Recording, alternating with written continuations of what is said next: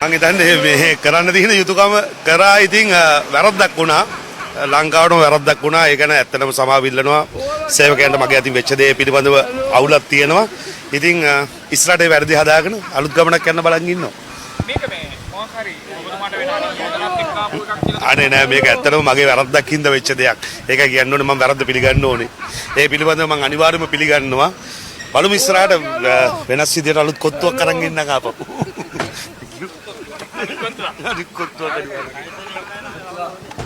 සාවියට ඉදිරිපත් කළා දැන් අප පිට ඉන්නවා. අප පිට එළියට ඇවිල්ලා වොයිස් කට් එකක් දෙනවා මාධ්‍යයට නේ. දැක්කනේ වීඩියෝ එක. කොහොමද? හැදෙයිද? හැදෙන එකෙක් නෙමෙයි. උත්තර කල්පනා කළා නරි ටෝක් එකක් දුන්නේ. කප්පටි ටෝක් එකක් දුන්නේ. හරිද? මොකද කියන්නේ මගේ යුතුයකම ඉෂ්ට කරන්නේ අතට යුතුයකම ඉෂ්ට කරා ඒක රටම දැක්ක යුතුයකම ඉෂ්ට කරපු හැටි සේවකයන්ට Tamanට හම්බ කරලා දෙන සේවකයන්ට යුතුයකම ඉෂ්ට කරා හොඳට ඒක දැක්කා සන්තෝෂයි මාධ්‍යවේදී ප්‍රශ්නයක් අහනවා ඔබතුමාට ඉල්ලලා තියෙන චෝදනා ගැන තමයි ප්‍රශ්නේ අහන්නේ චෝදනාව නිසා මේ වගේ මඩ සහ මේ වගේ කුමන්ත්‍රණයක් ගියත් වුණාද වගේ ප්‍රශ්නයක් ඇහුවේ නෑ පොර ඒ ප්‍රශ්නේ තේරුම් ගන්න ඕනත් නෑ ලප්තනම ලොක් කරාගේ උත්තරයක් දෙනවා නෑ මේක මගේ වැරද්ද මම්මයි ඔක්කොම වැරද්දකාරයා ඒක නිසා මටම චෝදනා ටික ඔක්කොම මගේ තුලම තියාගෙන මා තුලම මගෙන් එහාට මේ ප්‍රශ්නේ කියන්නේ නැති වෙන උත්තරයක් තමයි දුන්නේ විමර්ශන කටයුතු මගෙන් තමයි ඉන්නේ මම තමයි කොනේ ඉන්නේ වගේ උත්තරයක් දුන්නේ තමා තුලම ඇති වෙලා තියෙන සර්කල් එකේම යන විමර්ශන කටයුතු කරගෙන යන උත්තරයක් තමයි පොර දුන්නේ ඉන්හාට උත්තරයක් දුන්නේ පොර දුන්නේ හරි කපටි උත්තරයක්. ඒ පැත්ත කළු සල්ලි සුදු කිරීම හෝ භාතු කියන වගේ අවුට්ලට් දැමීම හෝ මේ කියන්නේ ඉතර ආර්ථික ශක්තිය ප්‍රාග්ධනයක් තියෙන්න ඕනේ ඒ සම්බන්ධව එතනම නැහැ. ඊට පස්සේ කියන සමාව ගන්නවා අරකයි මේකයි. මේක සමාව ගැනීම නම් මට නම් පේන්නේ නැහැ. ඒකත් චන්ඩි පාට් එකෙන් දැම්මේ. අලුත් කොත්තුවක් අරන් එනවලු. අලුත් කොත්තු අරන් එන එක නෙමෙයි ප්‍රශ්නේ. අලුත් කොත්තු කන්න යනවද කියන එක. හරිද? මු හැදෙන්නේ අර ඌ කියලා කටවැහුවාගේ කටක් අහලා වැඩක් නැහැ නේ ඌ කියලා කට අහලා වැඩක් නැහැ. මු හැදෙන එකක් නෙමෙයි මට නම් පේන විදියට. හරිද? ඕනම පැත්තක දෙපැත්තක් ඉන්නවනේ. එයාගේ පක්ෂග්‍රාහීවත් ආසීවකයෝ ටිකක් ඉන්නේ. ඒක තරලයි.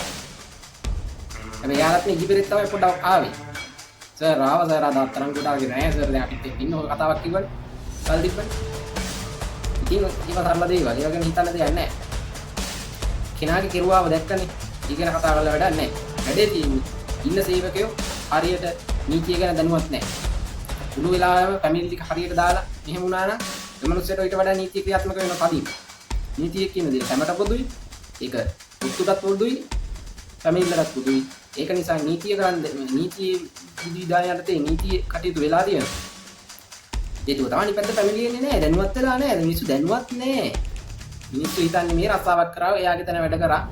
එයාට ඕන විදිහට කරන්න අස් කරන්න පඩි කපන්න ඊහිම දෙල්ලම් කරන්න බෑ නීති තියෙනවා ඒව ගැන දැනුවත් නැහැ ඒකයි වෙලා තියෙන්නේ හරි දැන් කොහොම හරි දැන් ආය අලුත් ගමනක් යනවලු ගමන එයාටම යන්න දෙන්න වගේ තත්ත්වයක් තියෙන දැන් කොහොමද මේ සතිය දැන් ඉවරයි මේ සතිය දෙන්න බැරි වෙයි ගොත්තුවට ගොත්තුවගේ සතිය ගිය සතිය මේ සතිය දින්න බෑ වෙන කෙනෙක් හරියට පැමිණේ ගොත්තුවා මේ සතියෙන් අවසන් ඒක නිසා ගොත්තු සතිය අවසන් ගොත්තුවකින් කරන්න දෙයක් නැහැ බොහෝ විට කොත්තුවගේ අන්තිම වීඩියෝ එක වෙයි මේකත් මම කරන්නේ. ඒක නිසා කොත්තුව ඉවරයි. කොත්තු සතිය අවසන්. එතකොට කියන්න තියෙන්නේ අලුත් ගමනක් අරන් අලුත් කොත්තුවක් අරන් එන ආවට යනවද කියන එක. තීරණිය ඔබ සතු. හරිද? ඒක අර මාධ්‍යට කතා කරලා Taman යටින් වැරද්දක් වුණු විදියට නෙමෙයි කතා කරන්නේ නිකන් අග දාලා කතා කරන්නේ. මේ එතන. තීරණිය ඔබ සතුයි. එයා කොත්තු අරන් එන එක එයාගේ වැඩ. කොත්තු කන්නේ යන එක ඔබේ වැඩ. හරිද?